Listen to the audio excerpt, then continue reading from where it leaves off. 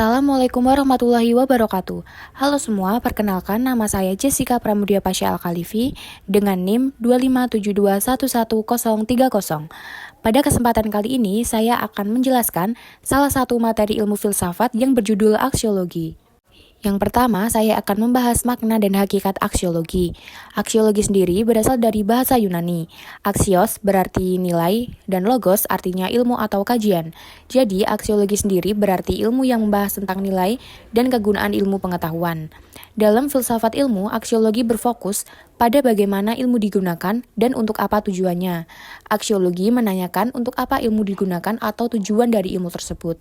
Yang kedua adalah aspek aksiologi. Aksiologi memiliki dua aspek. Yang pertama adalah etika. Etika berasal dari bahasa Yunani, yakni dari kata ethos yang memiliki arti adat kebiasaan. Istilah lain untuk menyebutkan unsur etika adalah istilah moral. Etika sendiri adalah cabang ilmu filsafat aksiologi yang membahas masalah-masalah moral, perilaku, norma, dan adat istiadat yang berlaku pada komunitas tertentu. Sehingga di dalamnya akan membahas mengenai suatu adat kebiasaan yang berlaku di dalam suatu komunitas, misalnya suatu kelompok masyarakat. Nah, dalam cabang ilmu etika ini ada 3 bidang studi utama atau materi yang akan dibahas secara mendalam. Yang pertama adalah metaetika. Metaetika merupakan bidang studi yang membahas mengenai makna teoritis dan juga acuan yang digunakan untuk menerapkan maupun membangun etika atau moral dalam suatu kelompok masyarakat. Yang kedua adalah etika normatif. Etika normatif merupakan bidang studi etika yang membahas mengenai cara praktis untuk menentukan suatu tindakan moral. Sehingga di sini akan dibahas mengenai cara-cara praktis menentukan tindakan apa saja yang dianggap beretika dan sebaliknya. Dan yang terakhir adalah etika terapan. Etika terapan merupakan bidang studi di dalam etika yang membahas mengenai apa yang wajib dilakukan seseorang dalam situasi tertentu atau wilayah tindakan tertentu. Yang kedua adalah estetika. Aspek kedua di dalam aksiologi adalah estetika dan merupakan cabang ilmu filsafat yang berhubungan dengan keindahan, rasa, dan segala hal yang berhubungan dengan perasaan atau penilaian personal atau subjektif.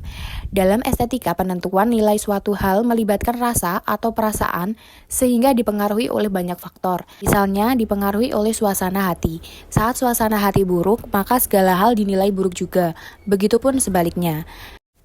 Selanjutnya adalah fungsi aksiologi.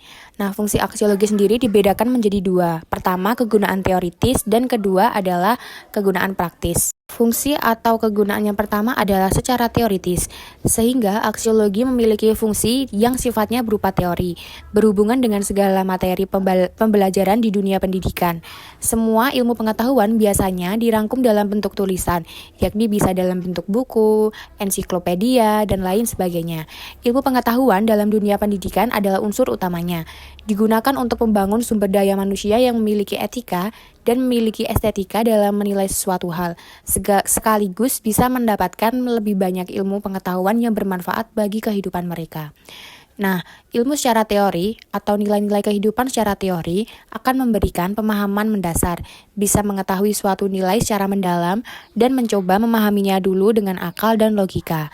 Jika sudah menguasai aksiologi secara teori, maka kemudian akan memudahkan proses prakteknya. Suatu nilai akan lebih mudah dipraktekkan jika sudah dipahami teorinya seperti apa. Yang kedua adalah secara praktis. Secara sederhana bisa diartikan sebagai penerapan atau aplikasi dari pemahaman nilai-nilai dalam suatu kehidupan. Jika mendapatkan ilmu pengetahuan, maka tugas pertama adalah mempraktekannya. Nilai-nilai yang dibahas di dalam aksiologi kemudian juga berfungsi membangun setiap manusia atau individu untuk memberi penilaian dengan cermat. Bisa membedakan mana hal baik dan hal buruk, mana yang perlu dilakukan dan mana yang harus dihindari. Yang terakhir adalah contoh aksiologi dalam kehidupan sehari-hari. Pertama, penggunaan ilmu membuat kursi. Seseorang memiliki ilmu dan keterampilan masing-masing untuk membuat kursi. Saat kursi selesai dibuat, maka pengrajin ini bisa tahu kegunaan kursi ini untuk apa saja. Misalnya, bisa digunakan untuk duduk, digunakan untuk menaruh barang, memberikan kenyamanan, dan lain sebagainya. Yang kedua adalah dalam segi norma hukum. Dalam sebuah negara tentunya akan berlaku norma hukum.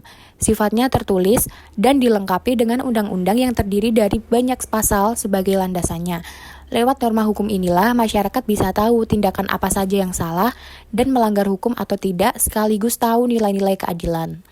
Yang ketiga adalah sopan dan tidak sopan. Aksiologi juga bicara mengenai etika atau moral yang mempengaruhi pada sopan santun. Seseorang yang memiliki etika yang baik tentunya akan menghormati siapa saja dan berlaku sopan kepada siapa saja. Misalnya saat melewati orang tua, maka mereka akan tersenyum, menyapa, dan sedikit membungkukkan badan sebagai bentuk rasa hormat.